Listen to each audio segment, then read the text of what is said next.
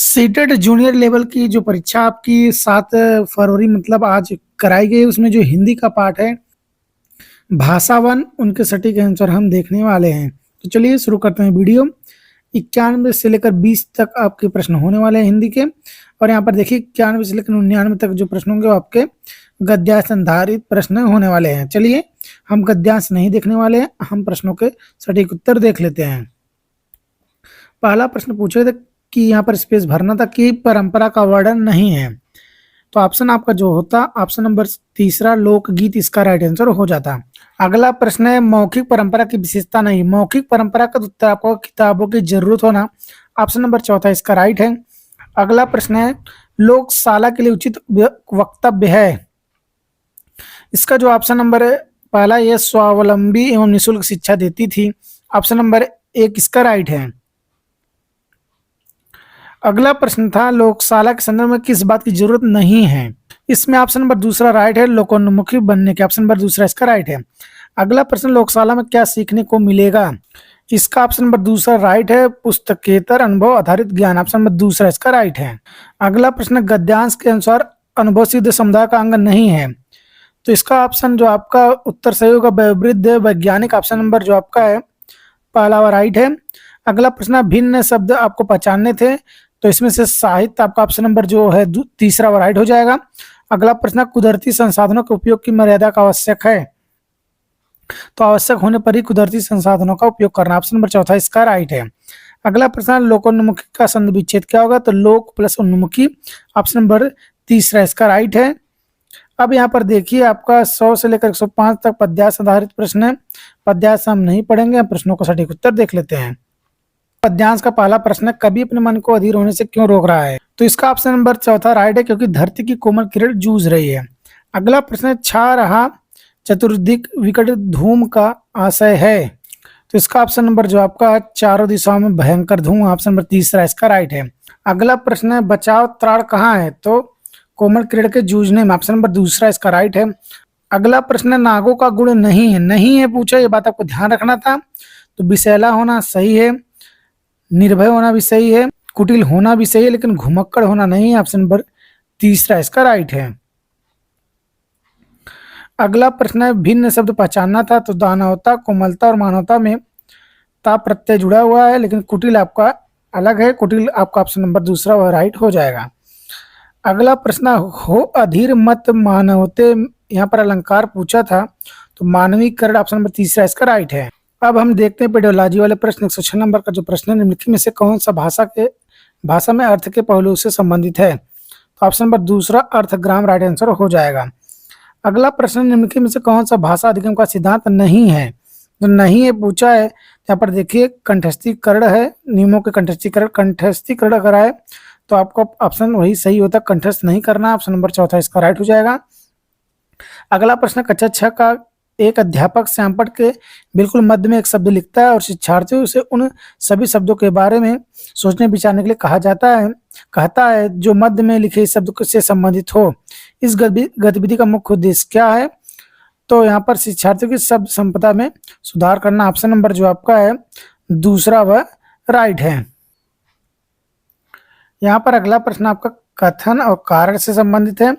कथन आपका शुरुआती वर्षों में भाषाओं के अधिगम में देरी करना बच्चों के लिए नई भाषाओं के अर्जन में कठिनाई पैदा करता है। दूसरा आपका कारण है कथनों के शुरुआती वर्ष भाषा अर्जन के लिए बहुत ही संवेदनशील अवधि होती है। तो कथन कारक का जो आपका उत्तर होगा इसमें आपका ऑप्शन नंबर ए और आर दोनों सही हैं, और आर एक ही सही व्याख्या भी करता है, मतलब ऑप्शन नंबर पहला इसका राइट है। अगला प्रश्न है बहुभाषावाद के संदर्भ में बुनियादी चरण के राष्ट्रीय पाठ्यचर्या रूपरेखा 2022 का एक मुख्य सिद्धांत है, क्या है, तो ऑप्शन नंबर तीसरा बहुभाषावाद के संज्ञानात्मक और सामाजिक सांस्कृतिक दोनों ही लाभ हैं, ऑप्शन नंबर तीसरा इसका राइट है।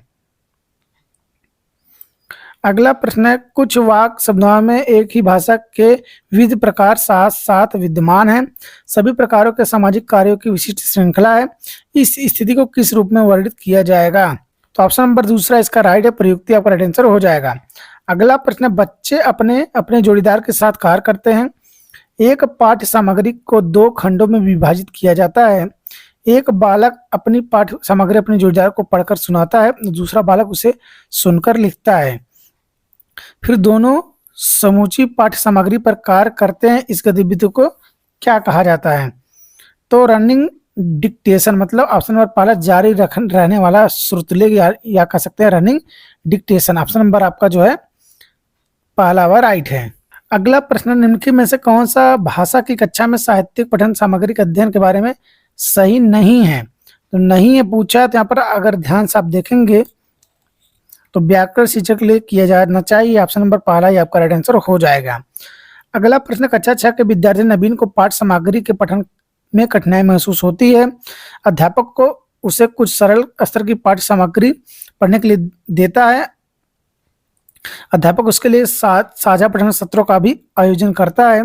तो अध्यापक द्वारा दी जाने वाली इस मदद को क्या कहा जाता है? तो आपको पता ही होगा, स्कैप फोल्डिंग कहा जाता है, मतलब अवलंबन आपका होता है। ऑप्शन नंबर दूसरा इसका राइट है। अगला प्रश्न, भाषा शिक्षण अधिगम का कौन सा उपागम इस मत में विश्वास करता है कि भाषा एक आदत है? तो ऑप्शन नंबर पहला इसका राइट है, श्रव्य भाषावाद। ऑप्शन नंबर पहला इसका राइट है। अगला प्रश्न आपका है, एक बच्चे को अपठित गद्य खंड पढ़ने के लिए दिया गया है। बच्चे को इसे पढ़कर उस गद्य खंड के नीचे लिखे प्रश्नों को उत्तर देने हैं। इस प्रकार के पठन को किस रूप में जाना जाता है? तो आपका ऑप्शन नंबर जो है आपका राइट हो जाएगा, बारीकी से पठन, स्कैनिंग। ऑप्शन नंबर पहला आपका राइट हो जाएगा। अगला प्रश्न, एक अध्यापक विद्यार्थियों को 5 चित्र दिखाता है और इन चित्रों के आधार पर कहानी लिखने के लिए कहता है। यह गतिविधि किसका उदाहरण है? तो ऑप्शन नंबर आपका है चौथा, रचनात्मक लेखन। ऑप्शन नंबर चौथा इसका राइट हो जाएगा। अगला प्रश्न, निम्नलिखित में से कौन सी भाषा में प्रदर्शन आधारित आकलन की विशेषता है? इसमें आपको सही उत्तर बताना था।